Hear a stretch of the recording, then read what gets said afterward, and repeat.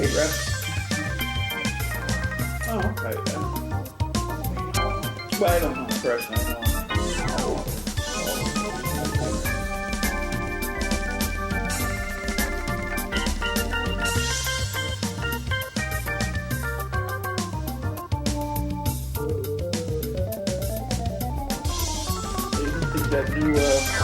That new steak place in Drake was that great, huh? You saw the review?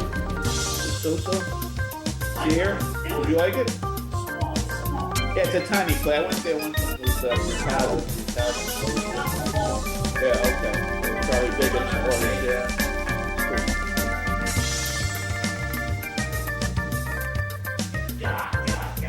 Yeah.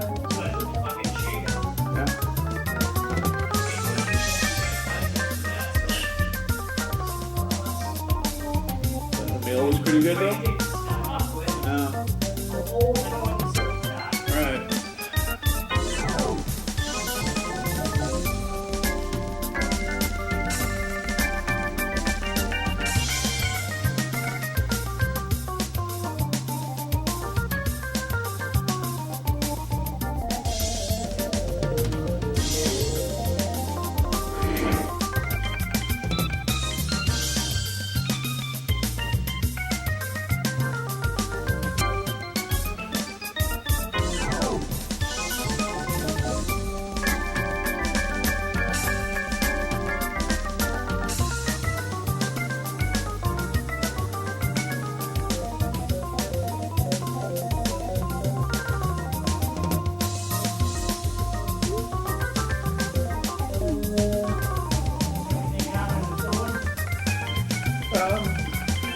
Yeah.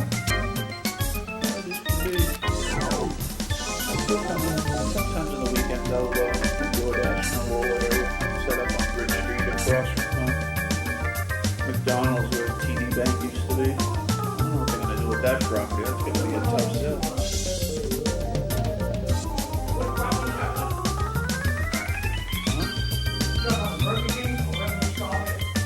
No, it's right across from McDonough's on Bridge Street. It used to be TD Bank, but now it was for like over 5 or 6 years. They haven't done anything on the property.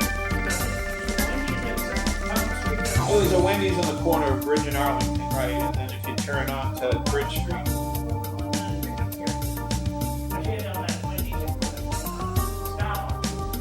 At Wendy's? Wow.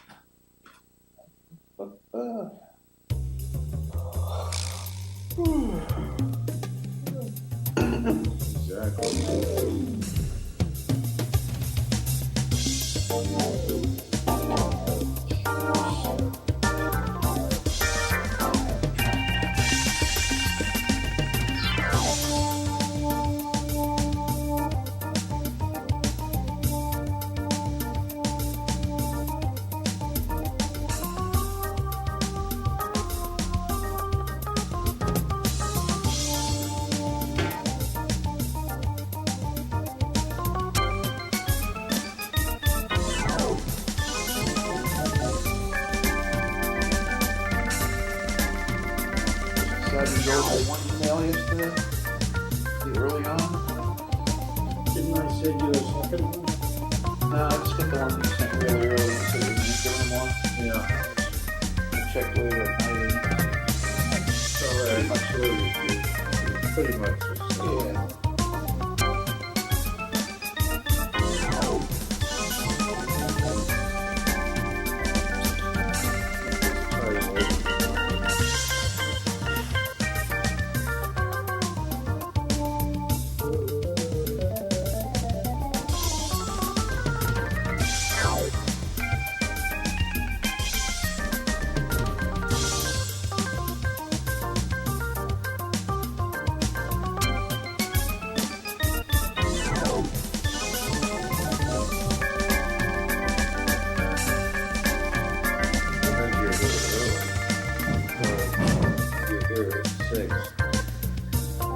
Well, I think the things that be it between 6 and 7, we had Tara Hung.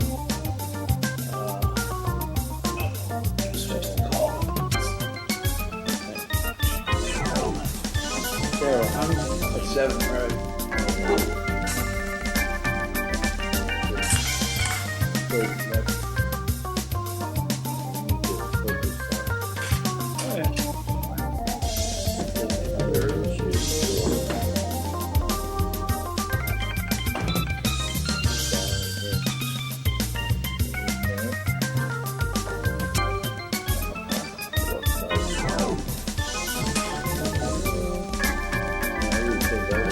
Well, I mean, I live over still up by the loop, so traffic's usually everywhere, so.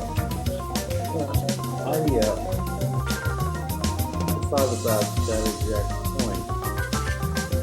Yeah.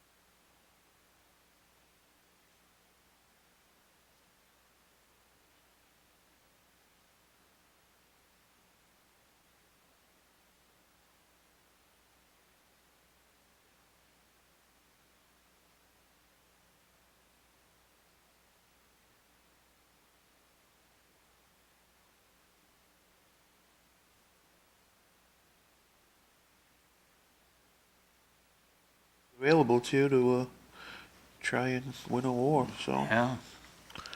I just gotta watch out for this stuff. Everybody's gotta watch out for it. Because drones just took everything over. They took out 21 Abrams tanks. Okay. So Never those- happened before. The Abrams was king of the hill. Nobody could take out an Abrams. The Russian drones took out 21 of them. Gone forever. Yeah. I think that one of the benefits of drones is you're talking about saving a lot of lives potentially as far as on the side that's launching them. So I got good news and bad news, Cliff. Thanks to somebody in the audience. I think it's Jeannie Balkus. She told me we had no audio, Oh, well. and we didn't. So thank you, Jeannie. Appreciate it. We're all better now. Okay. So The, all that historic stuff about who invented cotter pins and stuff Only the lip readers. in will 1400s. As John said, only the lip readers know what you said. Thank you, Jeannie. Cotter pins. What did you say? Oh, Cliff wants to start over. Did you know what a cotter pin is? Yes, I do. Good. So the big They're issue, made in China now. the big issue for the United States is we can't build cheap drones. Our drones are all expensive. Because and we need to figure that out. when the government pays for something in the USA, they pay wicked too high. And there might be a fix for this, but it's bad. Why the government overpays for everything. Why they pay 75? Goes back, one of the movies that they said, where do they get all this money? And the guy said, you don't really think they pay $75 for a hammer, do you? There's a lot of math that goes into stealing from the government. We don't make cheap drones because the government. Why would you make a drone for $1,000 when the government will pay $75,000 for it? That's not an exaggeration. What do the drones cost that are flying up there? A couple of $1,000,000? Mine cost $1,000,000. Yeah, Mine cost $1,000,000. I know. A couple of $1,000,000 for the drone flying over us today. Ridiculous money. Raytheon, love them, good company, a lot of people work there, ripping off America. Boeing, great company, ripping off America. You think they get away with it in China? What do you think the Chinese government pays for their drones? 15 cents. Yeah. On the other hand, this is a leadership problem in that the military leadership did not tumble the fact that it needs to be cheap drones, which means that the engineers at the research and development places need to work on getting cheap drones. Was there competition too? I mean, the U.S. has more than one option, I would imagine, where they. Yeah. So, there's a lot of back channel stuff as far as certain companies, have friends in the government that they'll go with that contractor over another as far as purchasing. So, yeah, like John said, they're going to overpay. They're going to probably pay the highest price possible. Yeah, why would you pay $1,000 for a $1,000 drone when you can pay a couple of million for it? Oh, because there are people in the procurement dodge that It's not have okay, some Cliff. integrity. This has got to stop. All we like to build gigantic weapon systems. An Abrams tank probably costs what? $20 million each? No, probably 1.5 Whatever you want to say. $1.5 billion? million. Whatever they cost. And we could blow them up with a 75-cent drone now. So stop making them. The United States government's planning to make bigger tanks. The drones will just take them out. Times have changed. Well, That's my take. that's a short-term view. Hey, I don't You see. totally spoke over what I said about the fact that there are people in the procurement dodge who work to keep the prices down. And they should be fired. They should be fired? Yeah. Why? They're doing a terrible job. How much does the president's limousine cost? I don't know. $250,000? I'm gonna ask Google just for the heck of it. Yeah. What do we blow on that limo? Call it the beast. So, Eileen, Yes, Cliff. And good morning, John. I didn't realize you were there, John Curtis. Good morning, Eileen. How are you? Ducky. Ducky. That's, the weather's been kind of ducky-ish, especially if it's Saturday. so what's up with the Karen Reed show? Corruption, state corruption. They had the ARCA engineers testify on Friday, or one of them, who did like a real test, not a blue paint test. And it was quite interesting to kind of really see what a farce we saw from Dr. Welcher.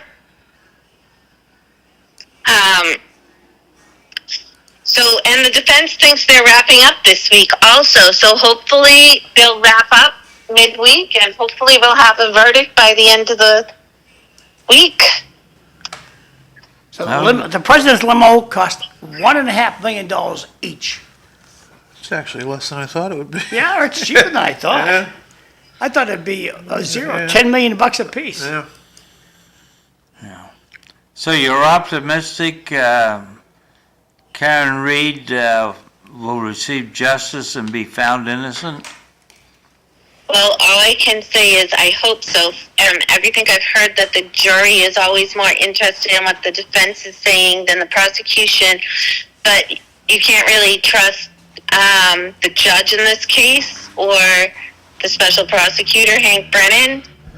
So, I don't know. Okay. Anything else going on in the world? In the world. I think allergies are going to be better today, which makes me happy because this tree and grass pollen that's been super high, I refused to go out all day yesterday. Today, they're much better, levels, it seems like. Oh, good. So, between Elon Musk and Donald Trump, what do you think? I haven't really been following it. I've been meaning to look it up all weekend, and I haven't followed through. Can you explain what happened? I heard they got into a fight and broke up. They did. Two rich kids at a party had a fight. Swinging their purses at One each went other. one went home to his mommy. Yeah, they, I don't know. Why does it always seem Trump's relationships go sour in the end? Well, there is a subject in which they disagree. Well, yeah. The big, beautiful bill. But then it got personal. Yeah. Musk was insinuating that Trump was all over the Epstein files, and Trump was insinuating that Musk was a drug addict, which in both instances might be true, but not substantiated yet. I never heard that drug addict thing. Oh, ketamine. I understand that's what he's Right, on. I never right. heard that Trump brought Oh. that up. Yeah, oh yeah. What? So, I from what I thought, as I'm speaking in the Oval Office, I thought he mentioned something about the drug situation, or maybe it was on his Truth Social. But I didn't hear I didn't hear Trump say that. So. Okay. Did you hear Trump say that, Cliff? no. okay, maybe I could be mistaken. I thought I- I heard him say that. I did hear that Mr. Musk took down his Epstein accusation after having posted What was on the that. Epstein That the reason the Epstein files have not yet been released is because Trump is on the manifest of the Epstein Lolita Express. Well, that's a weekend of news right there. Look at Bob Kraft. There was a weekend of news when he got caught up in that sexual favors off campus. Not with Epstein, but he hired a masseuse down in Florida, and all of a sudden, he opened up his wallet and it went away. Wow. So, but Elon Musk is upset that the big beautiful bill is not cutting government spending enough. Right. And that's what he was hired to do. Is that reasonable on his part? If that's what he really feels, I mean, when Trump put him in charge of Doge, it was exactly for that reason, to cut expenses in government that were the overhead was a little high, and he was sent in at a slash, and he stated his opinion. I mean, even up until a few days ago, I saw them, when they mentioned that Musk was leaving Doge, and they seemed cordial enough, and within 12 to 24 hours, it got ugly. So, and you'll hear different things in the bill too. I know some, in your notes you mentioned that some liberals actually think it's a good thing, and I've heard people say that it doesn't give enough a tax break to the middle class and benefits the upper 1%.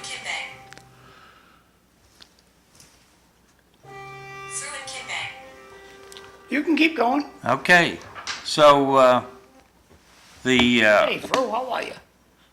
some people think that continuing the Trump tax cuts, which are due to expire pretty soon, Yep. I'll send another one. is just Oh, you're in the waiting room, okay. a gift to the rich. Yeah. I see you. There you go, lad. Thanks for calling. You think it's just a gift to the rich? Probably. I know the last time it was. I mean,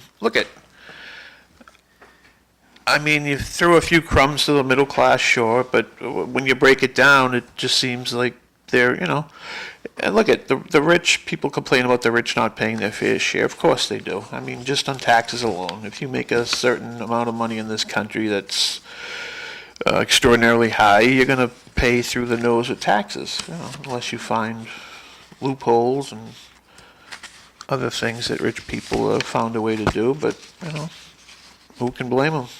But Elizabeth Warren, our senior senator, keeps complaining that the rich need to pay their fair share. What is their fair share?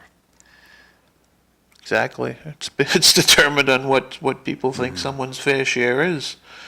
Like I said, if you're making, if you're a billionaire and you're paying, even you don't even have to go to people like Musk. You can go to athletes in this country now that are making just tremendous amounts of money, and a lot of it is based on the state you're located in. You'll hear stories about free agents in sports not wanting to come to Massachusetts because the tax rate's too high, and they're going to leave a lot of money on the table. And they'll go to somewhere like Florida or any, their tax rate's high, but they'll pick a state where they're not going to get taxed as much, and they end up getting a better deal. So, when you're making that kind of money, you want to be, you want to be smart about where sometimes you're just making so much it doesn't really matter, but it's still a lot of money to be just, turning over to the government when you can go elsewhere and keep it. So, one of the things that did Fru make it in, John? Isn't he on your screen over there? nope. I don't see him. I see you. Okay, well, he's there. Oh, Fru's okay. here. Hi, Fru. One of the things that they had to do in the House to get the bill through was to increase the deduction for SALT, which stands for state and local taxes. So they increased that to $40,000. Right. So This Fru trying to sign in. Hang in there, Fru.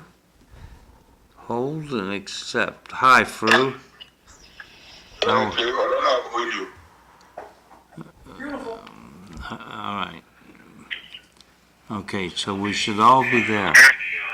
Okay, so Fru, you're gonna have to turn your mic off.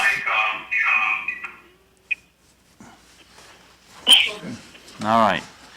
So, Yeah, I never So heard of that that's- acronym SALT. The only thing I remember SALT from was the Russia-U.S. arms treaties back in Yeah. the day, SALT and SALT II. So but Massachusetts, New York, California, states like that, where the locals pay a lot of taxes, then they get to deduct that so that, in essence, that tax burden gets spread to the people in Montana and Alaska and New Mexico. hardly seems fair. It does. Yeah, if you're local, locally you vote for people that raise the taxes a lot, Right. then now you're spreading that to everybody else. Do I have to zoom in? Did what? I ended Because the the Zoom. host terminated me. Do I have to zoom in again? No, John has abandoned Zoom and we're doing this all like it was radio. Because I can't stand the feedback coming out of the Zoom connection. Okay. Too much audio is being put in there, and so that's why. I ended the Zoom meeting. Thank you. So, So I think Elizabeth Warren is probably overstayed her welcome. I think she's going to Everybody in Washington overstayed there. Well, how about Ed Markey? Yeah. So specifically Massachusetts. I think she's going to, I don't know. I don't know Get if I some heard. kids. Get some 25-year-olds to run for those offices. Well, it doesn't even have to be 25-year-olds. I heard, what was the rumor that, is Diana DeZaglia going to run for governor, possibly? I hadn't State heard auditor? that. I'd love to Possible. see that happen. I I'd heard love to that's a see that happen. possibility. I actually ran into her a couple weeks ago at Whole Foods, and yeah, she was walking by me. I'm like, Diana, and she's like, oh, I said, oh, I've seen you at Heavenly Donuts, and we talked a little bit. So that was the first time I actually stopped and talked to her. But yeah, I mean, she's still fairly young, I believe. I don't even want to hazard to guess, but I imagine she's in her early 40s, Yeah. and probably a little bit more moderate than Elizabeth Warren. Look at, I mean, I know you're probably going to bring up the riots in L.A. soon, but I think that's what we need in Massachusetts and across this country is to get a Democrat that's not labeled as progressive or woke or whatever word you want to use. We need more moderates, not only on the Republican side, which I've been always saying that I'll never vote Republican again until we get some moderation in the party. I feel the same way about the Democrats. I think both political parties have been hijacked by the extreme right, radical right, whatever you want to call them. So yeah, hopefully we'll get some young, moderate ideas, running for the highest offices in the states. So, Senate Minority Leader Chuck Schumer, among others, was complaining because of changes to the SNAP, the food program, and Medicaid, in that the big beautiful bill has work requirements for able-bodied citizens and says illegal immigrants shouldn't be allowed to get benefits. What do we think about that? Well, you want them to starve to death? That's what Democrats put in my ear when I tell them that. You want them to starve to death? So when Tara Hung comes, we'll ask them that. Why do we pay illegal immigrants in Massachusetts? Well, the people who are receiving SNAP benefits, a lot of them aren't working. It's not like they're not working. I mean, people can get SNAP benefits that still have jobs. It's based on your amount of income you're making. So if you're at a certain level, you're still eligible for SNAP benefits. But that's not the question, John. The issue is like, only members of BJ's Yep. can buy stuff at BJ's. Yep. Only citizens can get benefits from the government is on Cliff's side of the table. And on many people's side of the table, everybody should be able to get suck down benefits, whether you're a citizen or not. That's the issue that's at hand right now. So, And I tend to lean, I think if you are able-bodied, you should work. But I do agree, you don't let them starve whether they're in this country legally or not. Look, from what I can gather, I did a little checking into it. SNAP benefits cost the taxpayers in Massachusetts about $36 a year compared to over $600 for government programs. Bigger government programs. You're talking about Defense Department or other things like that. You know what? If it's going to cost me $36 a year, so people don't starve to death, I don't have a problem with that. and how are you going to take care of the fraud? Sorry, take care of who? Fraud. Frog? Fraud. Wow. Fraud, I'm sorry, I thought you said frog. Wow. The biggest problem we have in Masters is the amount of fraud. When I see, This call will be recorded. that's good, I'm glad people are recording our calls. This call is no longer being recorded. Alrighty, that's even better. So, what I understand is there's so much fraud going on in Massachusetts, it's crazy. You see a roofer goes into, cut his hand, he gets into the hospital, he whips out his Mass Health card. Here you go. That shouldn't be, excuse me, if you're a roofer, you shouldn't be on Mass Health. The fraud that goes on in Massachusetts, and the hospital's like, oh yeah, we'll take that. The hospital participates. The hospital's gonna get mad as hell that I said that, but they just wanna get paid. I don't blame them. And the government does a terrible job at policing benefits. Go ahead, Eileen.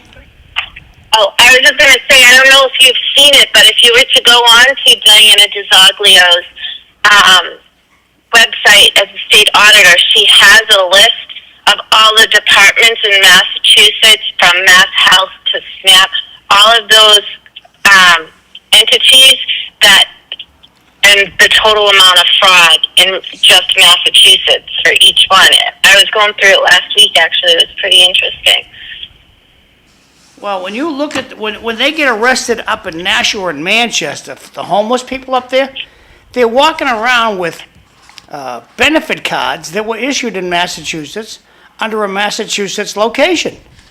And yet they still work in New Hampshire. The government does not do, the government does a terrible job at policing these benefits. Okay. And what those, I'll use a typical Dave Nagle thing. Well, what do you want us to do? Dave, stop hiring your friends. And this job's got to get done. Stop letting people rip Massachusetts off. And that's what's got to happen. So, I just wanted to wrap this up with the tax hike for the average family of four. Yeah, Cliff, Yeah? I wanted to add that sometimes to find out from all the families, sometimes they bash an immigrant about enjoying services, medical. Do they always have why can't people talk about the services that the illegal services that brings illegal revenue to employers in these countries that the so-called alien and illegal immigrants perform?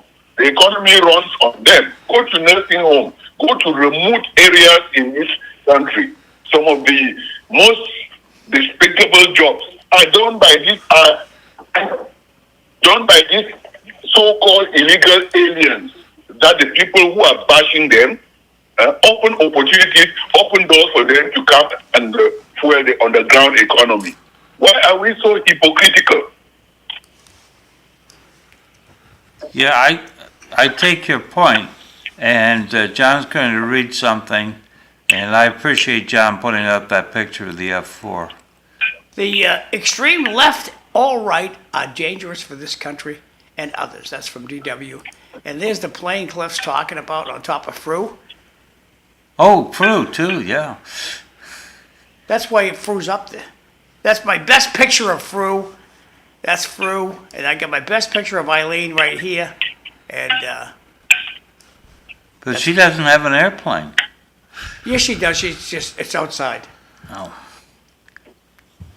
Back over to you, Cliff. So, Fru brings up an important argument, which is that the illegal immigrants are being picked up in front of the 7-Eleven or the Home Depot, and they go and do jobs that other people are not prepared to do.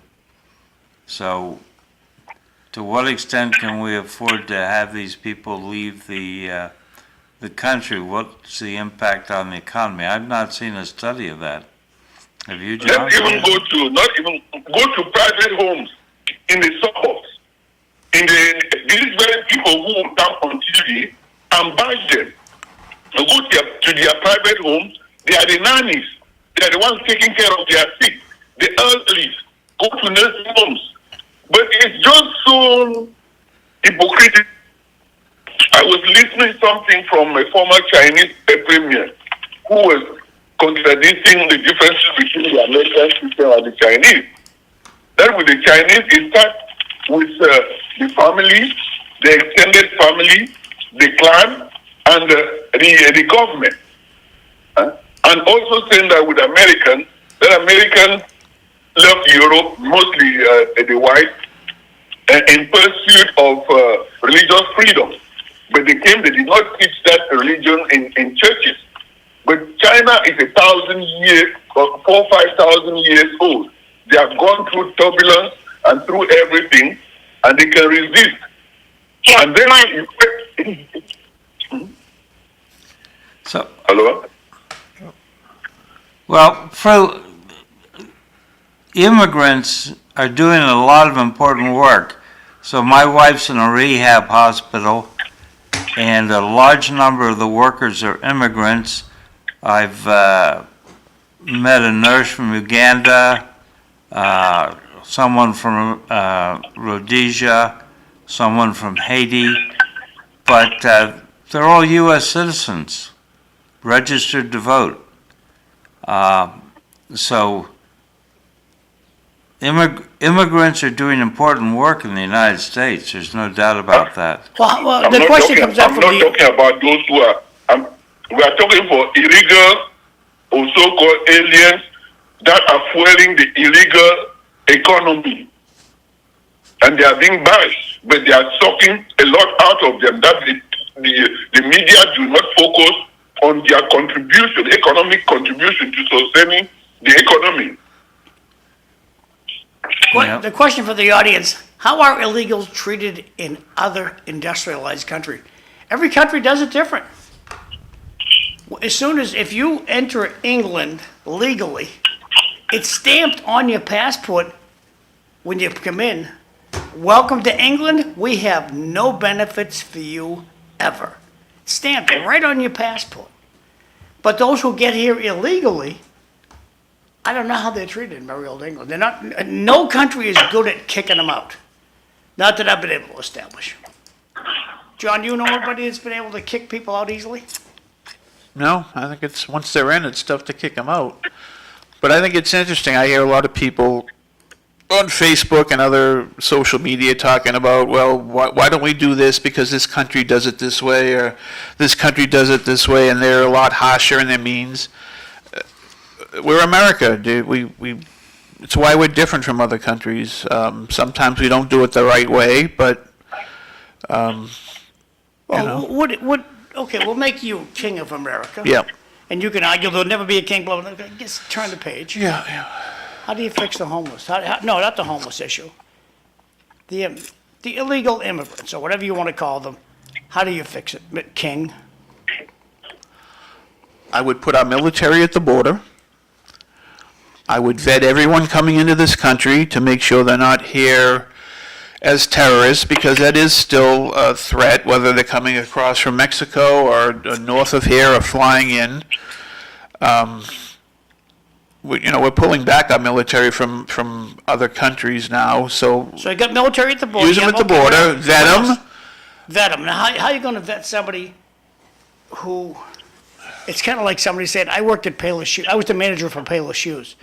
You're not going to get any records on that. Payless Shoes is gone.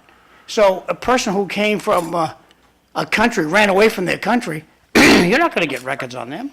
What makes you think you're going to get records on them? Right, well, that comes with the vetting process. I mean, if you might not have records. So they can't but- vet, they can't, so if they can't be vetted, what do we do with them, King? Well, one of my decrees as king would be to make sure these people are taught English, for one. I mean, you have an option. You can either close the border down entirely or not let anybody in, which I don't think can happen entirely. But if you have a system in place where you can vet these people, teach them English, because I just hear, I heard it brought up in this show last week, I believe, when I watched, that in this country you have some groups that they'll speak to their children in their native language, and you'll have some ethnic groups, the Asian population, that will speak English to their children. Look at diversity. I used to believe that, I used to say that diversity isn't a strength in this country, and you hear people say it is. Look at, if we can't understand each other, if we can't express our feelings to each other, it's a problem, and I think it creates a lot of unnecessary hatred, confusion, and division. So I think it's a big part of it is to, look at, we're not asking people to totally disregard where they came from, but you see people in this country, like especially these protesters. How do you protest against this country while waving a foreign flag on American soil? Because your friends are applauding it. Your girlfriend likes that. You're cool. Well, then they have to be shut down. You got to get in the military in there. Look at, as much as I don't like Donald Trump, I'm not going to knock him for sending in the National Guard. Look at, you have to fight. What's going on there is wrong and terrible. The looting, the burning, the attacks against the police. Go in there and I hate to put it this way, but knock some heads, arrest people, and shut it down. I mean, I used to agree with a lot of things with, not a lot, but I used to like some things that Gavin Newsom had to say. But I think he's wrong on this issue. I don't think Trump is necessarily overstepping his authority here. And, we just can't go through another summer of riots by people protesting against this country. Not peacefully. You want to do it peacefully, fine, but if you're going to be violent about it, then steps have to be taken to quell it and shut it down. Fru, you got any further thoughts? If John made you king, how would you deal with the illegal immigrants?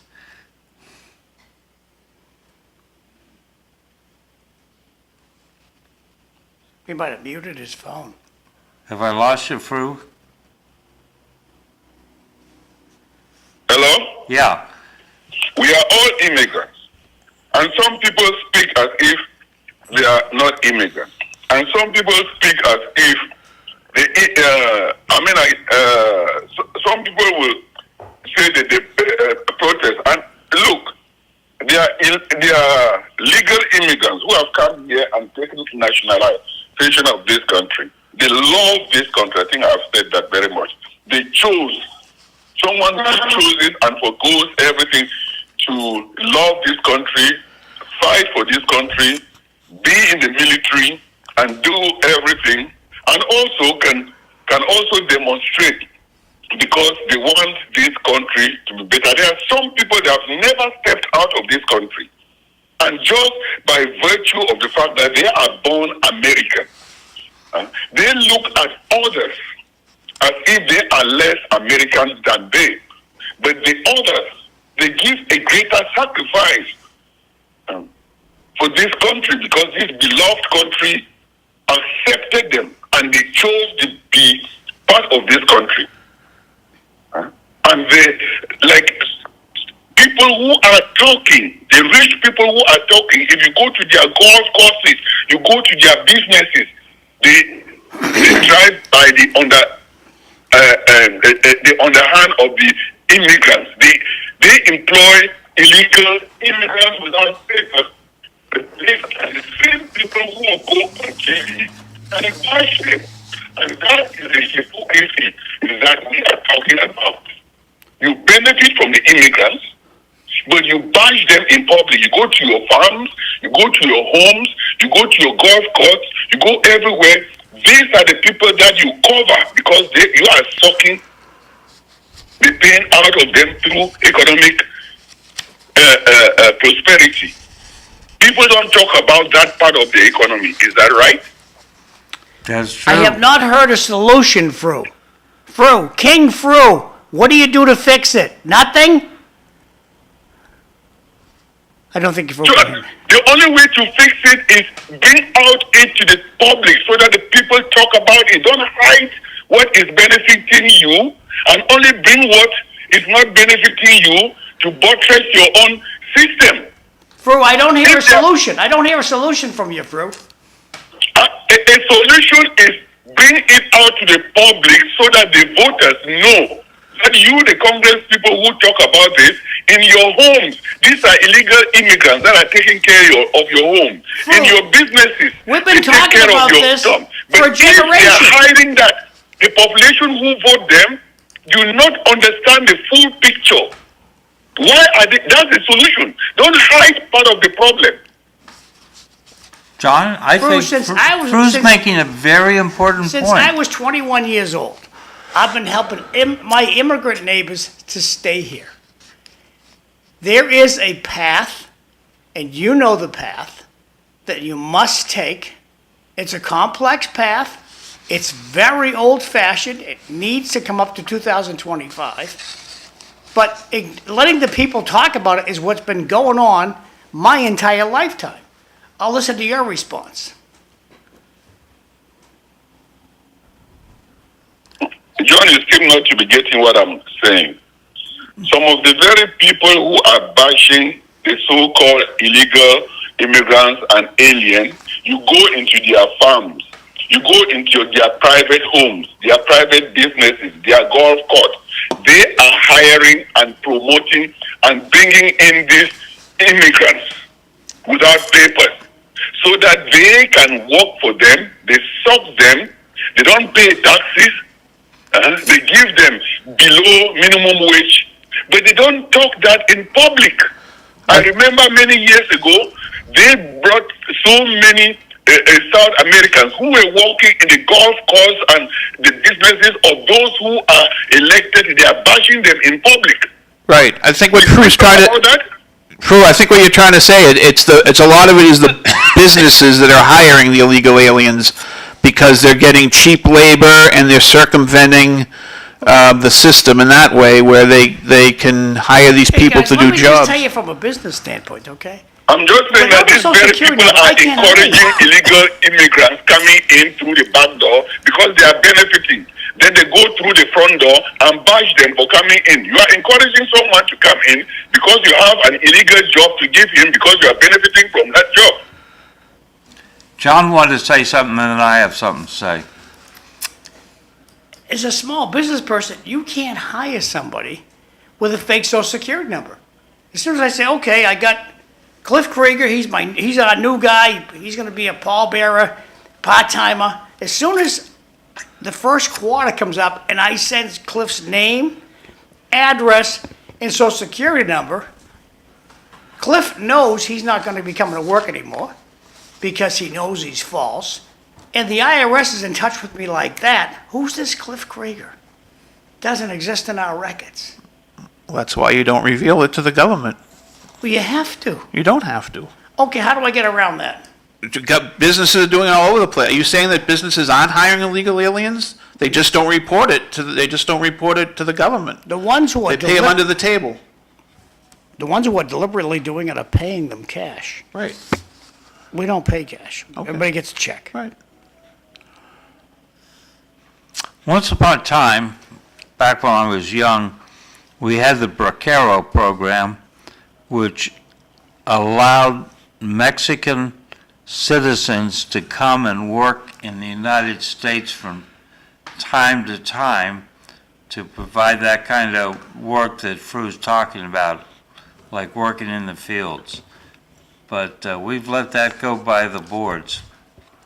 So, Now, should the goal be to make sure that every person who is illegal in this country, to make them a legal U.S. citizen? And is that feasible? Is that doable? Seems like a pretty tall order, but well, I mean, I think you have to expedite too. I mean, things have changed. To become a U.S. citizen, I think the waiting process now is well over 5 years, which makes it extremely difficult, especially for people that are fleeing war-torn countries and starving and being persecuted by the government. It depends what part of the world you are coming from. Right. Okay. so, over the weekend I wrote to Lori Trahan and I said, let's cut a deal. I said, Congress legalizes everyone who's in the country now. In return, they give the president all the money he wants plus a little bit to secure the border, and we make it federal law that only U.S. citizens can vote in federal elections, and you have to show an ID to vote. And Cliff, if you don't, what happens? We wait 10 years and forgive that too. I'm sorry, I didn't understand what you said. And if I don't do what you want me to do, what happens to me? You mean you as a representative? Never mind, Cliff, turn the page. I'm done talking I'm turning about the page. it. Done talking about it. So, I don't know, is that the solution? Because otherwise, we're in the process of deporting millions of people who are here illegally, who have deportation orders, and yet we have these riots out in Los Angeles. Isn't that what Maxine Waters was clamoring for? At least partly. I don't know about the part about giving the president money for the borders, but didn't she want to make everyone a U.S. citizen? Didn't she demand that all illegal immigrants are made U.S. citizens? Yeah, I think so. I read that this morning. Yeah. And Maxine is a congresswoman from L.A. Yeah, of course. And then there's the mayor, Karen Bass. Yeah. What needs to happen is there has to be a Democrat that comes and speaks out against what's going on, that pushes back against the liberal policies of Los Angeles and other woke, I hate using that word, but you know what I'm talking about. Yeah. These states, because if that doesn't happen, and we see serious riots continuing all summer, the Democrats don't have there goes the blue wave in the midterms, and I don't think the Democrats will have a serious challenger in 2028 for the presidency either, unless somebody steps up and says, look, we've gone too far in this country as far as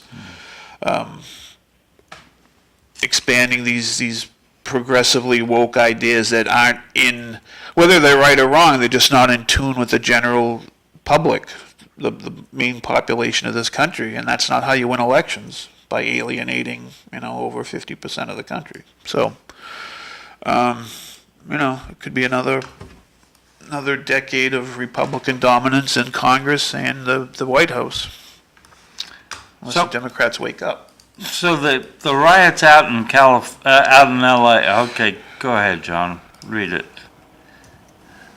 If you are a senior citizen in this state and waiting for senior housing, you wait well over 5 years. So waiting 5 years to become a U.S. citizen, a legal U.S. citizen, seems par for the course. Good point. No. Thank you. Build more housing.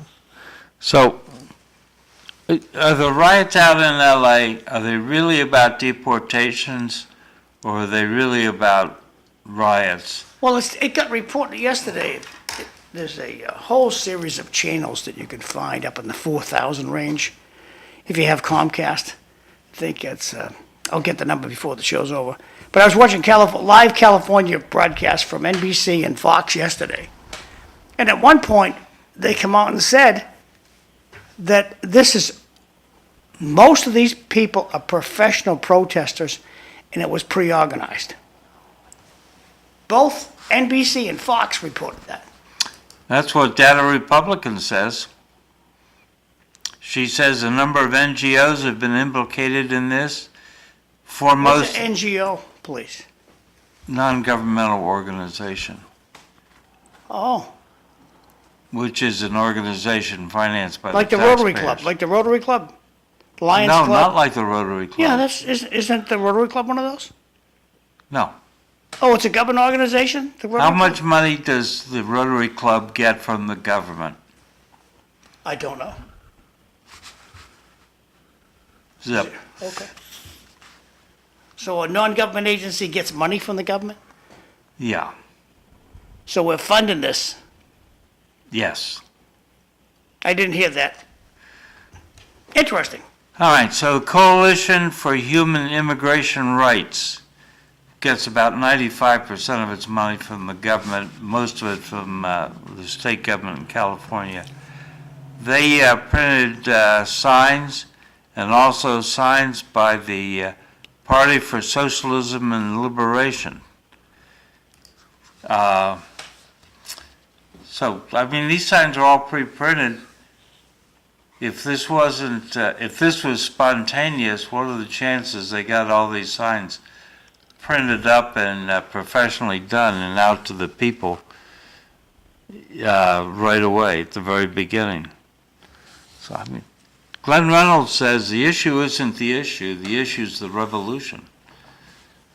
Isn't this about the revolution? I mean, why are people waving Mexican flags and Palestinian flags out there in LA? Are they looking for Mexico to intervene and protect the immigrants? King, what would you do about it, King? King Cliff, what would you do about it? I'd delegate it to Donald Trump and let him send in the National Guard. Yep.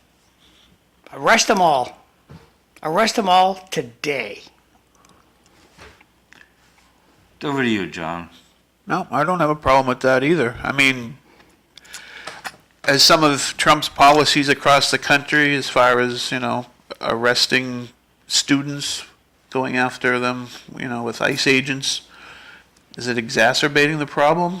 Maybe adding fuel to the fire, possibly, but I still don't think it warrants violence that we've seen out there, and it is probably a lot of paid protesters. I'm confident today you're going to start to see interviews in Los Angeles on TikTok of saying, so why are you here? And they're going to go like, my boyfriend came. A lot of the people who are protesting are just down there to have fun. It's like going to the beach to them. Let's get Fru's opinion here. Yeah, Fru's got 5 minutes, so let's give Fru some time. Fru, you got some thoughts on the riots in LA? Did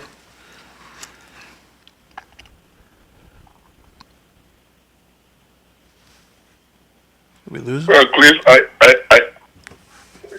I don't really have, but I believe that this is a free country. People can express their issues to the public peacefully by demonstrating peacefully. And that is the freedom of expression, freedom of speech. As long as it doesn't cross that line to be violent, I think that's part of what it is to be an American, and that's the glory that people enjoy here. But I don't seem to see how people would demonstrate if people are just demonstrating peacefully and expressing that these are what we require and these are our problems that the government should be taking care of, but they are being ignored. Some people just bash just because they see people demonstrating. And these very people, and sometimes whatever we speak on the panel, we are speaking along political lines, political affiliations. We should be able to look at something and speak for the general good of the country, not just because it's a Democrat in the White House or it is a Republican in the White House. Yeah, I mean, it does, I agree 100% with him if it's done peacefully, but it looks like it has crossed the line, and we can't put up with that. But I mean, the same Republicans that are bashing free speech and saying, well, I believe in the spirit of Martin Luther King, peaceful demonstration. I mean, these are the same people that crapped all over,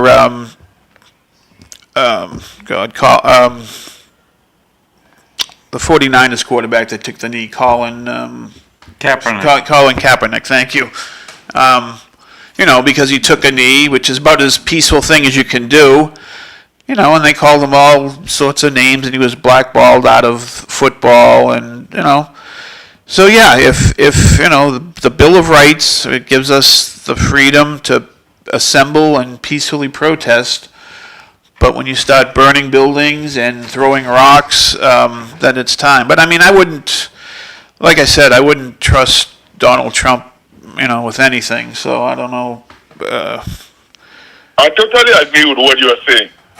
But there are people who hate these demonstrations. They are not even part of the demonstration. Right.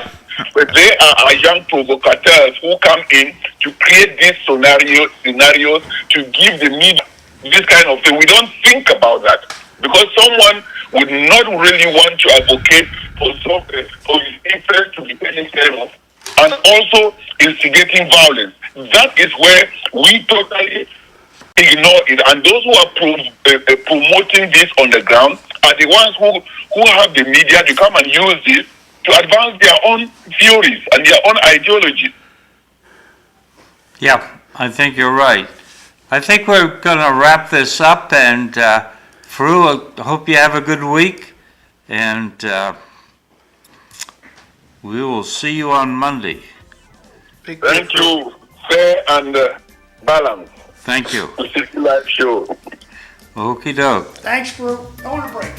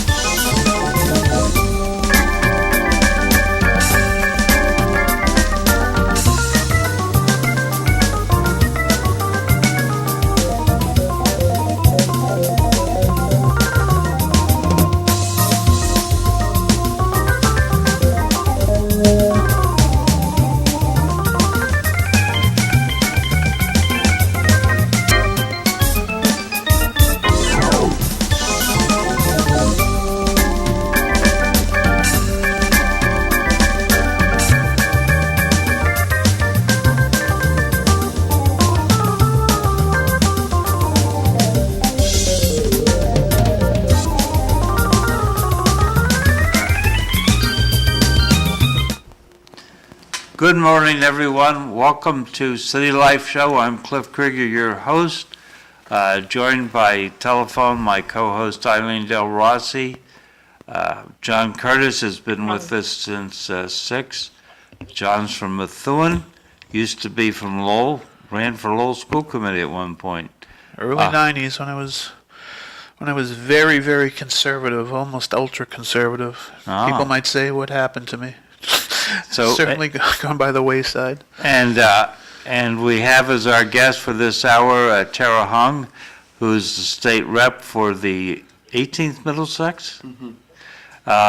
And Tara's name is spelled H-O-N-G. Don't be like me and spell it H-U-N-G. So, and you're on your first session with the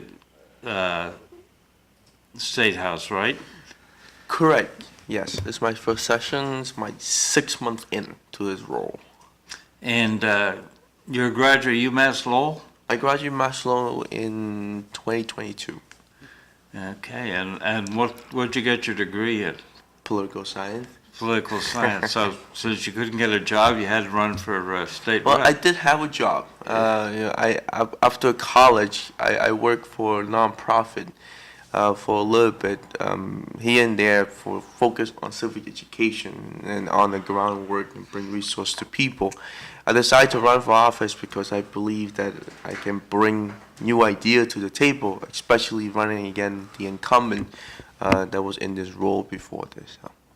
Now, you said you graduated from UMass Lowell in 2022? 2022. Did you go to college later in life, or how old are you, if you don't mind me asking? I'm 25. Oh, so oh my, good for you. Wow, right out of college, I ran for office. So, John, when can people pull papers for the election this year? July 10th. July. No one can hear me but you. June 10th, tomorrow, starting tomorrow. Good morning, Tara. Good morning, Awesome Eileen. speech. Congratulations. Thank you very much. Sorry. Thank you, Eileen. Tomorrow. All right, June 10th. So, everybody out there, if you've ever wanted to run, it really doesn't cost you very much to pull papers. You just have to get signatures. Well, Melanie's coming on Friday, so I'm hoping Melanie can straighten me out here. I have nowhere in writing that any Tom, Dick, or Mary can sign your papers. One side of the issue is only people in your district can sign papers. So if you're running in District 1, I'm told to my ear, any registered voter in Lowell can sign your papers. I'm told legally, only people in your district can sign papers. I've written the Election Commission, I'll write them again today. I want it in writing. Which way is it? I don't want it in my ear because I can misunderstand what you say. I want it written back from the City of Lowell election office. Who can sign your papers? Well, in the past 2-3 cycle, after the district system we have, everyone can sign your nomination So, paper. you want to give me that in writing? Sure. Yeah. Okay, give me that in writing, Okay. so nobody misunstands. Just remind me at the end, and I'll ask Linda. Who's Linda? She's one of the members of the Election Commission. Linda Clark. Linda Clark? See, Linda Bound, she's the host on the show here, Cliff. So when you say Linda, that's what. She's from Tewksbury, the place where 3% turned out to vote. And Mr. Wise Guy, that's why you confused me, because what the hell is. So we need it in writing. You can ask all you want. I want it in writing. Oh, I hadn't heard you ever say that before, that you wanted it in writing. Yeah. I know you don't rewatch the show in the afternoon, Cliff. You should make time to do that. Thank you. All right. Back over to you. I thought any person in Lowell can sign our papers, but when it finally goes to the election consensus, that they have to be a registered voter, and that's why we have to get extra signatures. Let me ask this. This might be a stupid question, but what the hell? I say there's no stupid questions. To run for a position like Lowell City Council, Lowell School Committee, do you have to be do you have to live in Lowell? Yes. You do have to live in Lowell. Okay, You have to live. which is a good thing. If you run for the district, Right. you have to live in your district. Okay. If you run at large, you have to live in the city of Lowell. Okay. Okay, real quick, looking at the city council on Tuesday, they're going to talk about disposal of the old Superior Courthouse, which is just a block away from where we are right now. There's talk of turning it into housing. We'll get to that in a little bit. Easier said than done. Yeah. It's like the old St. Peter's Church, it's like the Smith Baker Center. The cost to make the building handicap accessible, 2025 standards, is outrageously high. Okay? That's gonna be the big problem with the beautiful courthouse down this beautiful piece of property. Very expensive. St. Peter's Church, that's why St. Peter's Church went. They couldn't turn it into condos, too expensive. But they were able to do that with the Church of the Little Peach, Never mind, Cliff. St. Joseph's. Good old Linda. We'll talk about Linda. Okay. 3 commission resignations. St. Joseph's Lithuanian Church, is that what you're talking about? Yeah. Well, my Lithuanian friends are not gonna not particularly care for you, Cliff. Jacqueline Coles resigned from the Veteran Commission. Lloyd DeJesus resigned from the Commission on Disability. And I hear that Chairman Martha Howe is stepping down from the License Commission. That means these are openings. They don't all pay money. I think Martha Howe probably clears $98 a month from the License Commission. But How much should she make? what? How much should she make? Yeah, that's the question. That amount? But they should not be deducting retirement money. That's, Who's the they? they is the government. Oh, The city so government there's another- deducts retirement money from the money paid to the election commissioners. are you election commissioner? I'm sorry, yes, and the license commission. Okay, it should be the word "we." Uh, You're part of the city government. So, We deduct the, yeah, but Instead of they. never gonna give retirement benefits to these people. bad habit that people have in government that they say "they" and it's "we." Okay, Jeannie Balkus put this. Hi, all. You have to get signatures from registered voters in your specific district. Thank you, Jeannie Balkus. Thank you, Jeannie. We need that in writing from the election commission office. Thank you. All right. Because Tara Hung says you don't. Elected official. So anyway, these are slots you can apply for. If you are a veteran, you want to be on the Veterans Commission. If you have a disability, you want to be on the Disabled Committee. If you have an interest in used cars, palm reading, pawn shops, bars, you can submit your application to be on the License Commission. And there was a report which I thought was interesting. The Riley School, there's been this mess of material just sitting there. They're going to start work this month on redoing the playground. So there's a report out, if you go to the Lowell Mass Election Center, Agenda Center, you can bring up this particular piece of paper. So, Tara, this is sort of a supervisory question for you. We had Fred Bahu on Friday, and Fred and I agreed that DESE, the Department of Elementary and Secondary Education, is wrong to go with the lottery for vocational technical high schools. Had you seen that? Yes, I saw that. I think that just decreases the quality of the students and doesn't solve the problem, which is they need more seats. I agree with you. I got the opportunity to talk to the superintendent of Greater Lowell Tech and met with other colleagues at the State House. I'm opposed to the lottery system for the Greater Lowell Techs. A few weeks ago, when we vote on the House budget, on the House side, we include the vision of, instead of going straight into the lottery system, let's have a study and commission in the House budget that we include there. So let's see if that go through. If that go through, this is probably going to be delayed. Yeah. My plan, my secret plan, is that you guys appropriate money and DESE goes out and either has sub-schools,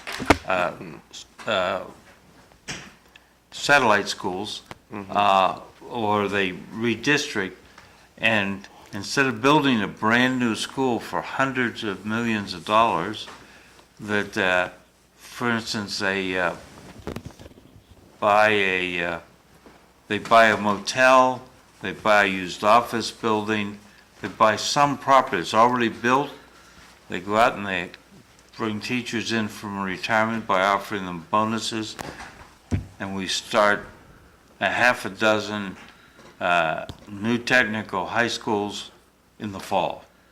I mean, that would be a major effort, could be done with the proper, if you found the proper person to lead that, to make that happen. So that's my suggestion. I don't know. John, you got a thought on this? No. Eileen, It's out of my, Ms. School Committee. What's the question, Cliff? Yes, I'm here. May I help you? Yeah, we're talking about vocational high schools. How do we increase the seats?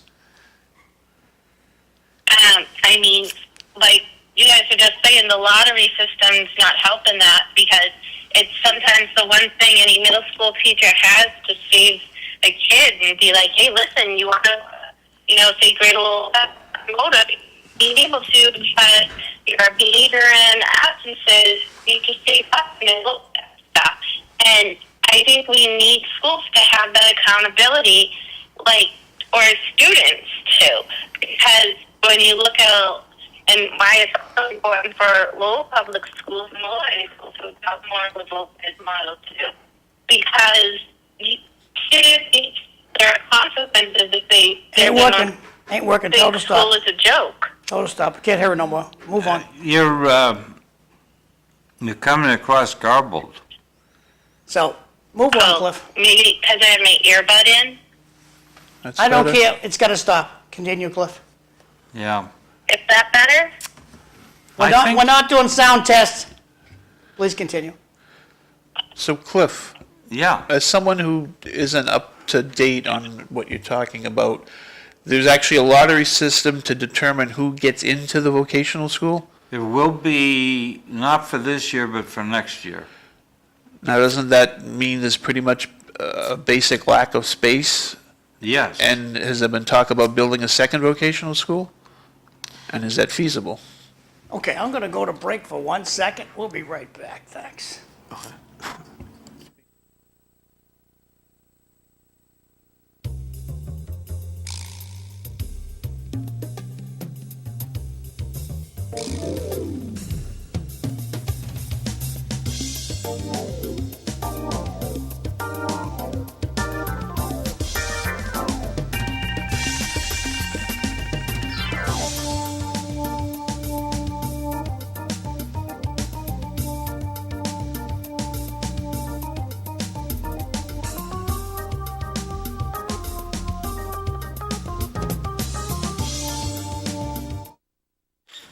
So, John just asked a question about building new schools, and I'm going to duck and let Tara take that one. Well, I think the issue with the vocational school right now is that lack of space and also um, need more funding as well to give more opportunity for students who want to take that step, who want to go into vocational school than normal high school Right. after they graduate from middle school. Um, but the lottery system is not going to help with this process. It's not going to help student who, your lottery you pick if you lucky you got picked Right. to get into choosing the school, but the system we have right now is based on their there's attendance, there's school attendance, there's grade, Right. and there's qualification to get into vocational school. So I think that's the best way to go at the moment we have. Instead of change the system, well, we can talk more about where can we find more funding into supporting vocational school and expand it going forward across the Commonwealth. Okay. So currently, the only one we have is the Greater Lowell Vocational. In the Greater Lowell area, we have the Greater Lowell Vocational School, but other area they have other vocational school as well. Okay. So who's eligible? I mean, I just know one of my brothers went there, and I had a nephew. Do you have to be from a certain area to attend the Greater Lowell Vocational? I mean, in its name, it's Greater Lowell. I mean, are we talking other cities in the area? Right. 4 cities, Drake, Lowell, Yep. Tingsboro, and Chelmsford? Dunstable. Dunstable. Dunstable, okay. That's right. Chelmsford's in a different Right, grouping. okay. But we need more people with those skills. Oh, If absolutely. our economy is going to do okay. But Well, Cliff, you had asked, I think you asked Ralph Hogan when he was here, and you've asked school committee members from the regional school committee, did they track their students? Where did their students actually go? I think back when I was in grammar school, I wanted to be a radio disc jockey. That's what I wanted to be. When I was in high school, I wanted to be a radio disc jockey, and it didn't turn out that way. Tara, when you were in high school, what did you want to be when you grew up?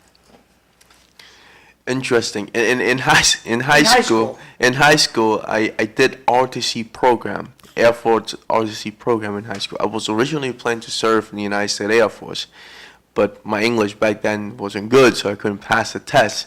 So I just go work in nonprofit, and then that's how I grew from But you there. wanted to be in the Air Force. I did want to be in the Air Force. Okay, now, John, when you were course. in high school, what did you Best want to do?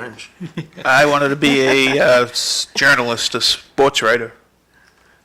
And Cliff, when you were in high school, what did you want to be when you grew up? graduated.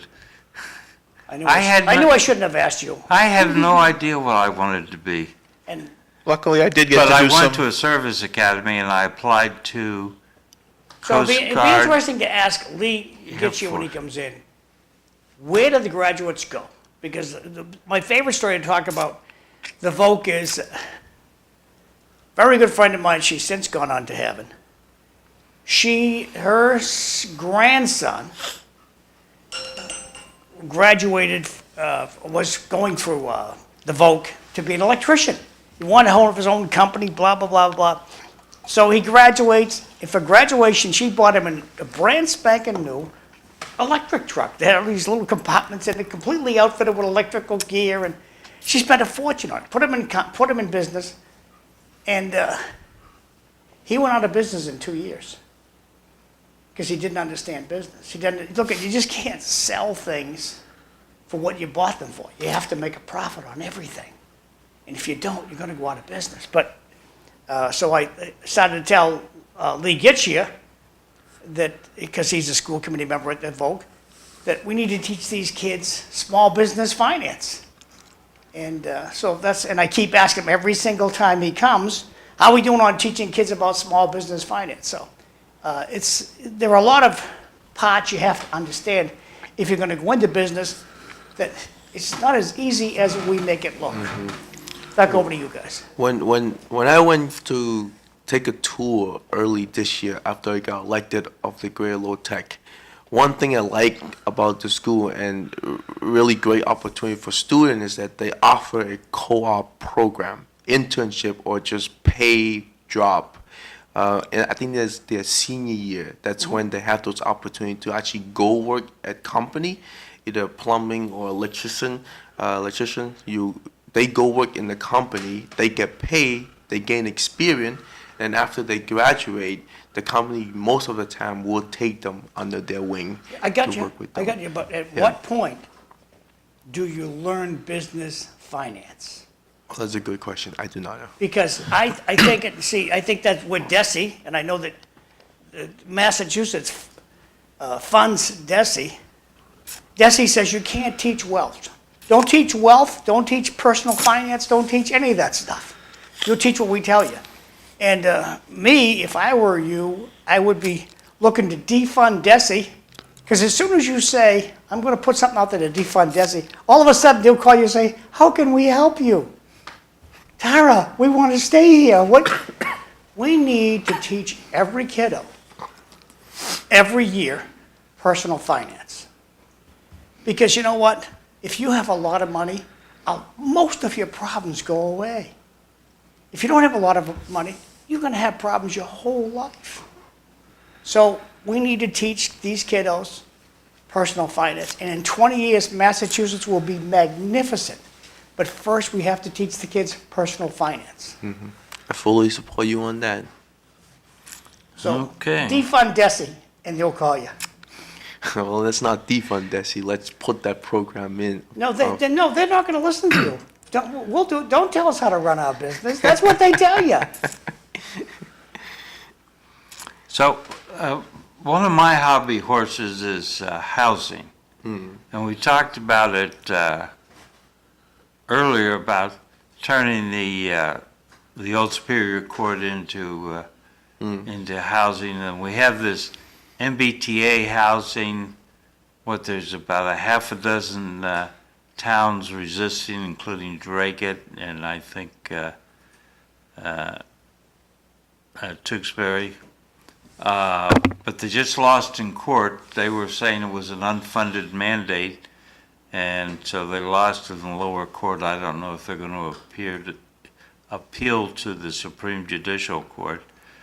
But frankly, I think it's going about things the wrong way, because what we're going to be offering is basically rentals and public housing, that kind of thing. But from my youth, I remember when William Levitt was building track houses.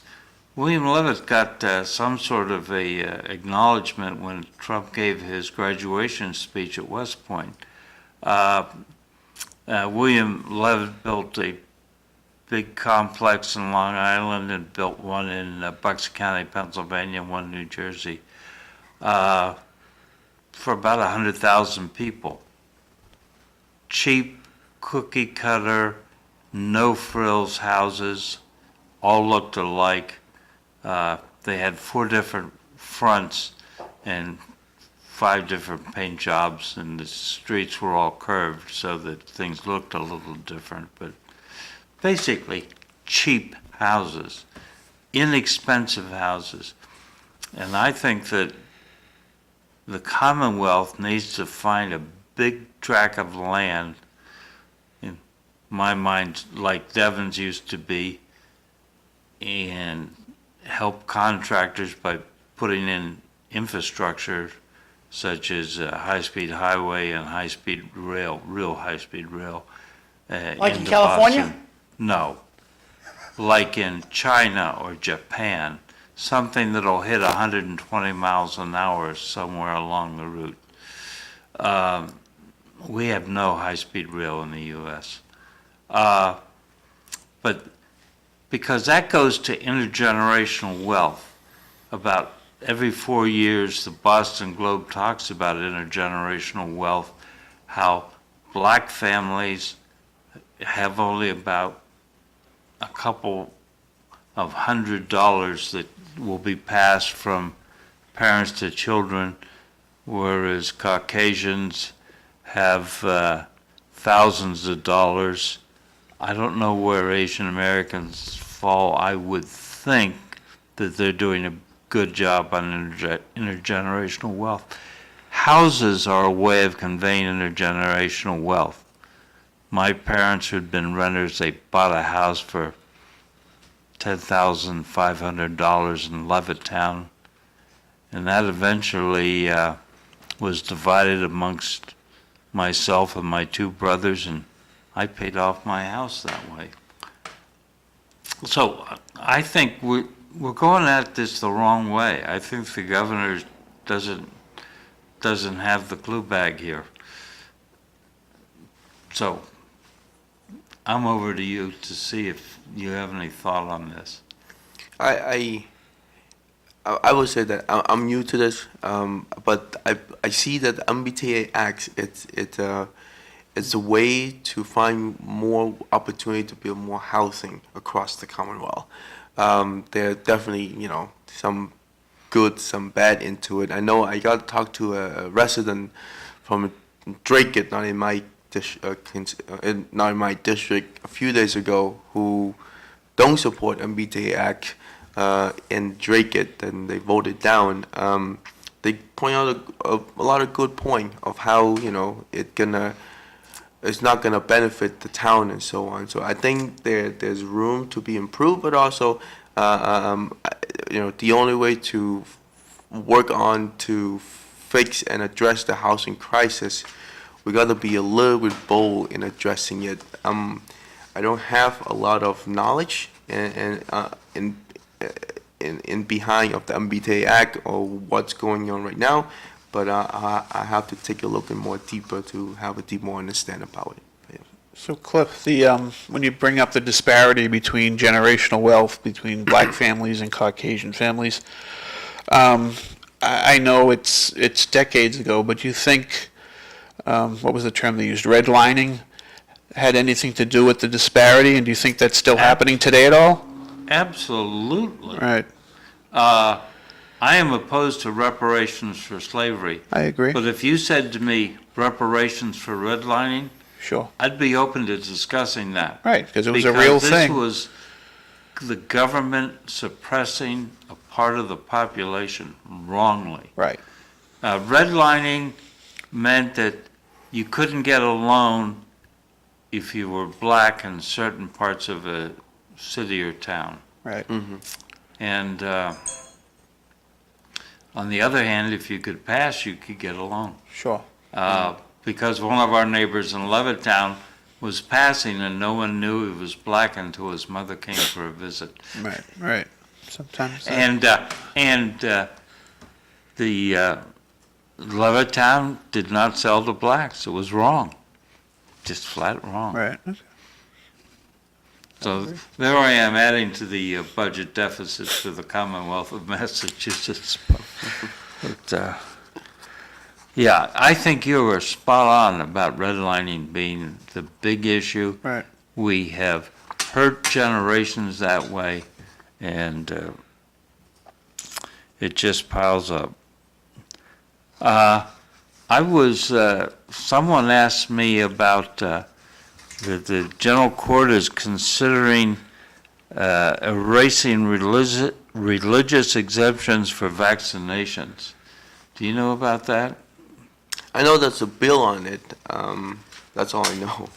This person that I know is very concerned.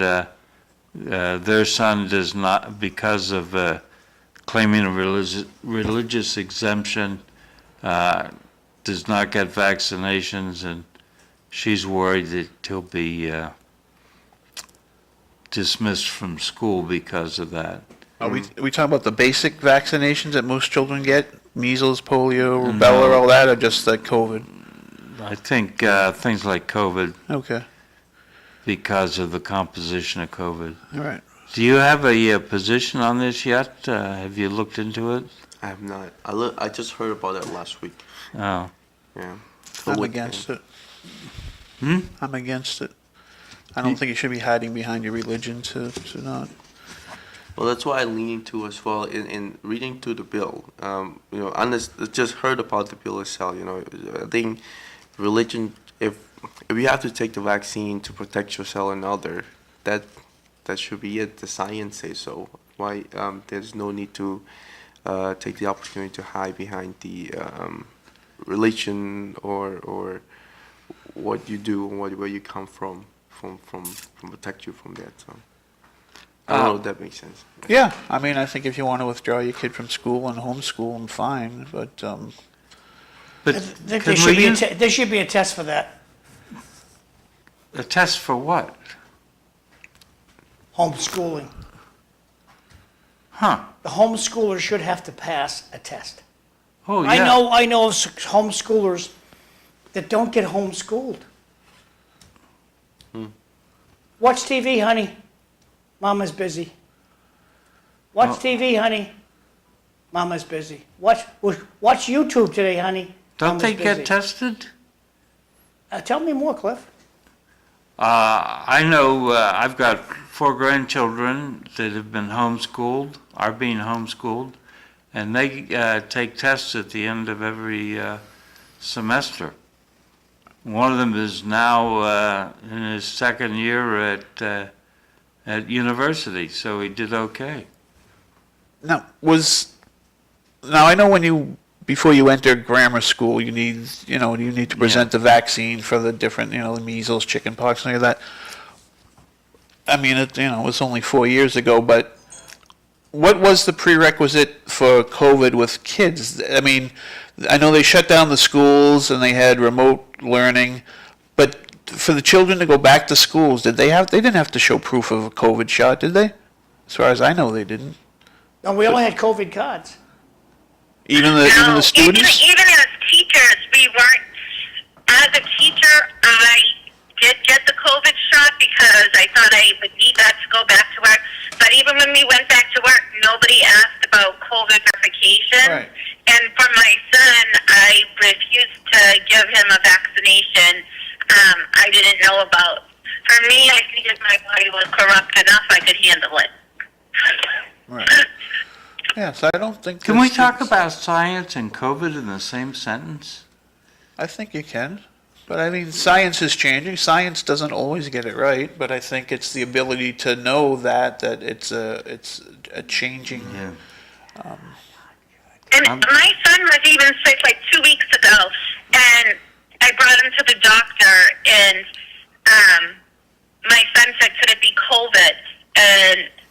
And the doctor said, "No, I don't think so." And I asked, "Is COVID even a thing anymore?" And he just shook his head, like, I don't even know. Like, I feel like people in the medical field don't even know anymore what this whole thing was that shut down our world. I'm not sure children were that susceptible to COVID. No, they were lower on the percentage-wise. It's basically affected older people and people that might be on the heavier side, like myself. But even then, I mean, I only ended up getting the one Johnson & Johnson shot, and that was it. I never get a booster or anything like that afterwards. But yeah, I don't recall that students actually had to present proof of COVID vaccine after the whole, after everything went back to normal and they went back to school. So This person said her son was being shamed as being a granny killer because he didn't get a shot. Oh, that's horrible. I don't even know how they would know that. My son got COVID twice, though. He got it the first time I did, and I tried to isolate myself away from my family, but the incubation period must have already been met. And so, like maybe exactly a week after I was diagnosed, they were all diagnosed, including Anthony. Then I got it again in May of 2022, and as did Anthony. But Anthony loved it because it used to mean 2 weeks out of school. So he became a little scientist himself, like testing everybody, testing himself. He constantly wanted it because the thing is, it didn't affect kids as much as it affected adults. So, but kids would still get like 2 weeks out of school, but that doesn't even exist anymore. I'm going to refer to these texts if you guys All want right. to talk about. That's good. First one, good show today. Good to see young blood interested in politics instead of all old bucks like me and you. Good point. That's from Scott McGrath. Second one, any upcoming legislation about driving while smoking marijuana? There's no test for this. Third one, science may be wrong, my body, my choice. Shouldn't only apply to abortion. I'm referring to COVID shots. So, Darren, anything on marijuana? Well, relate to cannabis. This week, no, not this week. The week just started. Last week, the House voted on an update on the regulation, the rule and regulation of how the cannabis, the commission, how the cannabis commission should form. That issue will be addressed soon. I have a few conversations with the colleague at the State House that mentioned that as well. Right now, we're just trying to make the commission more effective because before, when the commission was formed, there's so many. Before my time get in, the treasurer have a say in it, the governor have a say in it. I think it was the AG have a say in it as well. So now we just give the most of the authority to the governor, so choose the commission, form the commission, and then the commission report to her, and so that way there's no miscommunication there. So you guys are talking about a way to test for this? But when the commission was formed and everything get all set, I'm sure we're gonna start talking about other issue related to it as well. Because yesterday, I'm driving by one of the marijuana stores. There's a guy, motorcycle guy, beautiful Harley, he had a red Harley, and he's smoking a joint outside of the marijuana store. And so I agree with that texter. And my state police friends, there's no test for it. You can have them walk a straight line, all the other good stuff. I mean, we've all seen the joke on Facebook, what do you stop here? We're waiting for that stop sign to turn green. We can laugh about it, but the reality is, when you see a car go by you on a hot day with all the windows down, they're smoking marijuana. I understand. I hear you on that. We will discuss about that soon. Yeah, I think so many people, especially younger kids in their late teens, they equate the legalization of marijuana with the ability to smoke it while you're out on the public roads. And as someone who does occasional door dashing, I encounter that all the time. I mean, I'll be parked next to a vehicle in a fast food place, and I get a secondary contact high just from the smoke coming out of the car next to me. Technically, they're not breaking any law. No. Legal to purchase and use in Massachusetts. But is it legal to use while you're driving, like alcohol? Yes, there's no law against it. There's no law against it. You no? can smoke cigarettes and drive. Yeah. Just don't go to a restaurant. I don't know. I think it's a money I'm grab. glad Tara's going to be talking about it soon. Thank you. Yeah, this will be a topic the next time you come, I'm sure. I'll check it in and see. Okay. Yeah. I mean, I'm all for a free market system, but I think the state, like many others, it's a money grab. I think we're really taking vices that people might have, and we're just putting it out in the forefront and saying, here, So Tara, when I was down at the State House a couple of weeks ago, they were honoring Cliff. Yeah. And to go in the State House and see it, you could eat off the floor. I was in that building like 10, 15 years ago. It was a dump. And, oh my God, it's a beautiful building. Yeah, it's beautiful. Clean as clean can be. All the employees are loaded with glee, looking to help you. And you're in the hallway, glad hand in saying hello to everybody. And it was so nice to see you. Good to see you Down guys as at well. the State House and being out way up front and saying hello to them. It was really a pleasure. Thank you. Well, no, thank Yeah, you. I would second what John says. It looks like a place that I can be proud of as a citizen of Massachusetts, and the people were all very helpful. That's really great to hear, and congratulations again on nominating. Thank you. For the veteran, our first annual veteran association, and it was great to see you guys down there. The State House been improved, in my understanding, for the past few years. They just when you walk into the House chamber, you see the side where the voting tracker is, our name on there.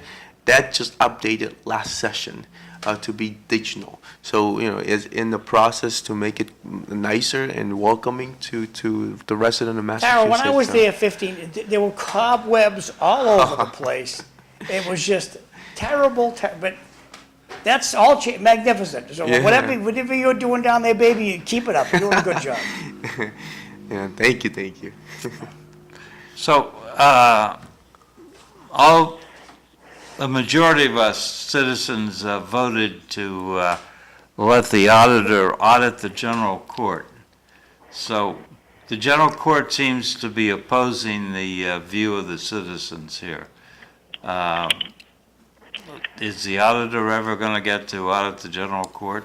Well, on the House side, last session before I swore in, on the House side, they vote to what they did to our House rules that the Speaker of the House gave the authority to the state auditor to choose an independent agency to make it fair and for fair and audit, not a political one, toward the state representative on the House side. Oh, is she right? Republican? What's that? She Republican or something? Excuse me. No, she's a Democrat. Well, okay, wait. So my question is, if you wanted to make it fair, why wouldn't you want your own agency to be auditing you? You would think that would be the fairest chances instead of an independent auditor that the Speaker of the House would outsource to, Well, right? what my understanding is that there's nowhere in our general law, in our House rule that give her the authority to do that. What we did was, now I'm in there, is that we give her the authority to hire an independent agency. That independent agency, okay. she can do whatever she want, whoever she want to hire to audit us. For right now, with the issue right now where it's stuck, is still in the discussion on the Senate side to see what is the next step is, and connect to the AG as well. But on the House side, we give her the power, but the only thing she needs to do is hire an independent agency, and that. But do you think she's trying to save taxpayer dollars by not doing that? I'm sorry, say it again, Eileen.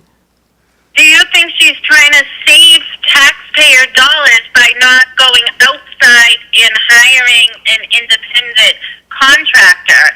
Like saving taxpayer dollars because it's our taxpayer dollars that go there. And don't even get me started on our taxpayer dollars that are going to convict Karen Reed in Norfolk County. But I guess that's my point. That's another story that I don't know about, but I don't think so. And it will be the same budget from the state auditor to do that. Well, I guess the question comes down to this, Tara. What's it going to take for the State House, and I know you're the new guy, you have an office on the bottom floor, and you probably don't hang out with the Speaker every day. It's a question for the Speaker that he's not taking phone calls from me, that's for sure.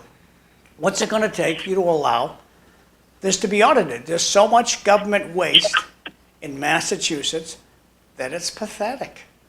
And the examples I can give you, the welfare, just the welfare fraud that happens in Massachusetts. Never mind the state police who sleep in their cruisers. I mean, there's all kinds of auditing things that can happen in Massachusetts. It needs to get a serious look at. Wouldn't you agree? I agree. On the House side, there's audit every single session about what we do and our financial stuff in the House of Representatives side. On the state side. So why don't they discover this welfare fraud Is that during that audit?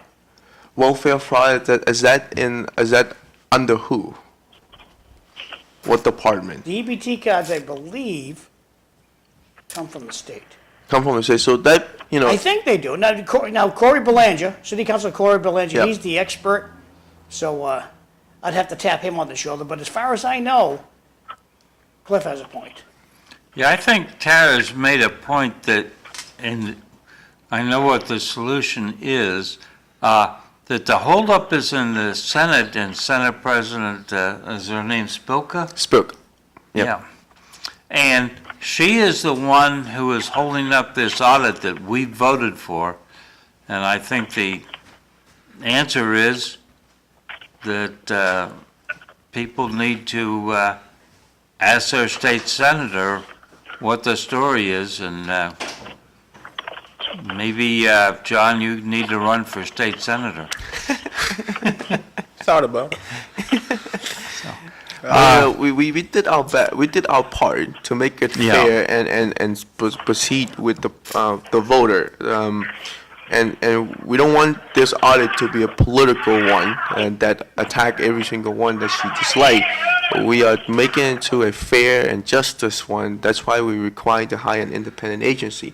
In my understanding of communication with the judicial joint committee chair and other member of that committee and other colleague as well, they make a good point to me as a freshman that there's nowhere in the Massachusetts Constitution that allowed the auditors have the authority to audit us by herself, right?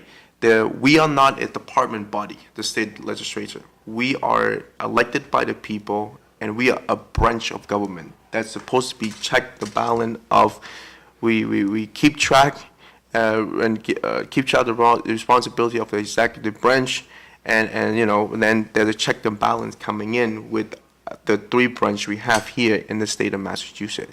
So, But I think the argument, though, a lot of people is that it was put to a vote and it was overwhelmingly approved that, she should be given the power to audit.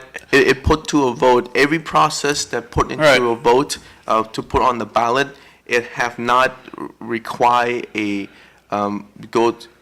what I'm trying to say is that, okay, I understand that the question one was passed. I Right. vote on question one. Sure. I support question one. I campaign on it. Yep. I support the question one. I encourage other people to vote on it as well. I even make a post on my social media platform to encourage people to support question Right. one.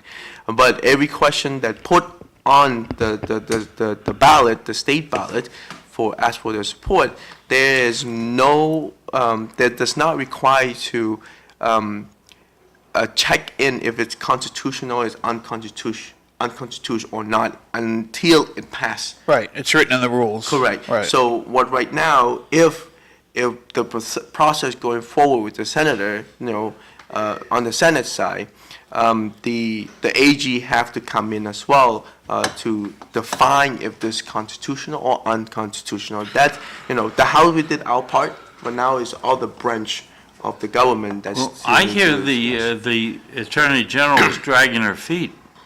Well, I can't say on her behalf, but I'm sure that there's the team and group working on that. So I think the short answer to will there ever be an audit is no. I mean, well, the other part is that though, John, Yeah. we have there's a audit that came out every single right, year. it's built in that they have to audit them, right. Right, about what I can't talk only on the House side. What the House side do, where the money go to, who's got higher and those kind of stuff. There's audit come out every single year. So I don't know what else to say. Yeah. So we're going to need a new ballot question for a constitutional amendment, maybe. Well, that I don't know. I mean, would the Senate still object if there was a constitutional amendment? Probably. I can't talk on behalf of the Senate, but I'm not sure. So, you mentioned the committee. What committees are you on? I got assigned to 4 committee: Joint Committee on Higher Education, Joint Committee on Election Law, Joint Committee on Community Development, Small Business, and Joint Committee on Environment and Natural Resource. So let's talk higher education. Mm-hmm. Back in the old days, Native Americans, veterans, and people over 65, I think, could attend UMass Lowell and the UMass schools, continuing ed, for $30. $30. Yeah. A course? It was great. Wow. My wife and I were taking courses, exercising our brains, learning, competing with each other and enjoying it. That's cool. And then they went to online courses. And UMass Lowell said, it's a color of money issue. That's different. And they started charging full tuition. And the number of courses that you attended in the classroom went down, replaced by online courses. I think, my opinion, that previous effort to keep older people engaged and to help Native Americans and veterans, that should be applied to all courses in the continuing ed catalog, not just the courses that are in the classroom, but also the online courses. So you're not my state rep, but I'm passing this one off to you. Well, thank you for sharing your thought. What on higher education though, we just had our third hearing last week. One of the big bills that we are focused on, have discussion on right now, is the BRIGHT Act. Have you guys heard about that? No. The BRIGHT Act. So the BRIGHT Act is the bill filed by the governor. It's a bond bill. I believe it was a bond bill. Forgive me if I misspeak. Is that we're trying to find a way to help higher education institutions to fix their old building, the building that that need to be fixed. And that's really old. Some buildings been there for 100 years and older than that, and they don't have funding to do so. And to help our economy rise, or give more opportunity for students to join those kind of institutions, especially our UMass institution here in the Commonwealth, some buildings need to be fixed so the classroom can be open. So the governor proposed this. I think there's a great idea in seeking different route of funding and set aside to just focus on fixing the building that need to be fixed in the university institution, and we're meeting the decarbonization standard and other as well in this 21st century. So. Now, Cliff, once upon a time in this country, wasn't college free? Pre-1960s, I think if you wanted to attend like a public college, it wasn't until the late 50s, early 60s that there was a fee applied. Well, there was. I can remember my father complaining bitterly to me because my two brothers went to Cal State Long Beach to college, and he said, free education, it's costing me $50-$70 a semester. Yeah. Because they had to buy books. Sure. And they had to buy and parking fees. Yeah. Now in California, the way it was, anybody that graduated from high school could go. Right. And there was a 45% dropout rate at the end of the first semester. Right. So how would you feel about going back to free college in this country, tuition free? Is that socialism or? No. Okay, I agree. I think because you're not going to go unless you want to, and I think there are too many kids, especially in a city, that have the capability to attend college, but they just can't afford it. So if they want it bad enough. Well, the other thing we had was in Long Beach was it? Yes. Tara's got 5 minutes left. Anything he wants to get out there that we didn't ask him about, talk about, brag about? I'm getting to him. Well, you got 5 minutes. I know. So, City College, free, except you had to buy your books. Right. The catalog was marked, those courses you could box top to UCLA. This is back in the last century. Yeah, I know that. But it was 2 divisions, liberal arts, business technology. Right. So that's another way to do vocational technical was the city colleges could do it. Sure. So, Tara, do you have an office in Lowell? I do not. The reason why I don't have office in Lowell is that we can't afford it. We cannot afford it. But what I do in the past few months in this role is that we offer office hour and we go to meet with constituents where they need it. So, Okay. Yeah.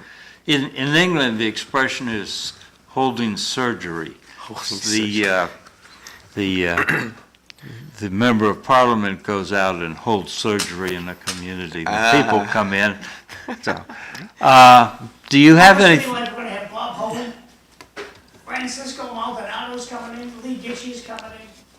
Ned Tommy's still in the recovery, so he's looking for prayers up there. It'd be nice to say a prayer for Ned.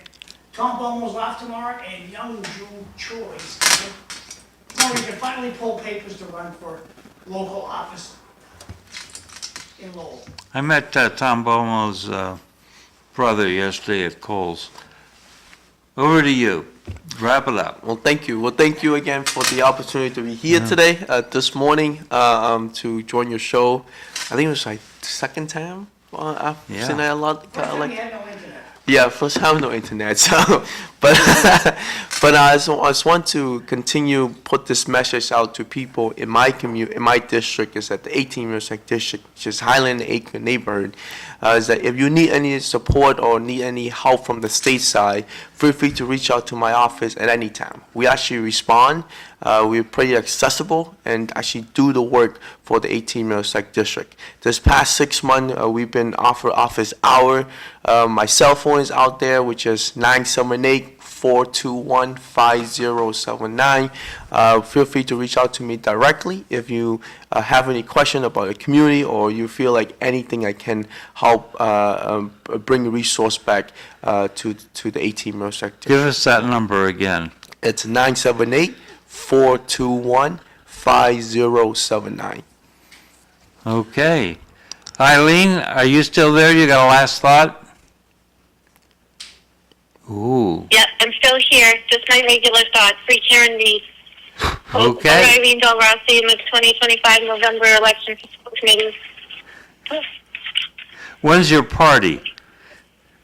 I don't have one yet. I've had a lot of stuff going on, so I need to figure out a time to really think about having a party. Hey, Eileen, should they free Karen Reed if she's guilty? Yes. We're not going there. We're not going there. I'm just curious. There's enough time to Just discuss curious. You really think she is? That's horrible. No, I really don't. I haven't been following the case, but I know there's a chance that she could be. Well, I mean, obviously, she brought him there. So the one charge I could see them having difficulty on is the manslaughter charge. Well, again, I just wanted to thank you very much, and looking forward to join you guys again soon. Yeah. Thanks for your direction. Appreciate it. Thank you. And we're looking forward to having you come back. Thank you very much for coming in, Tara. Yeah. And everyone, I hope you have a good week ahead of you. It's another exciting week and a chance to do good and make life better for everybody. Thank you very much. Thanks a lot. See you tomorrow. And looking forward to join you guys again soon. Yeah. And,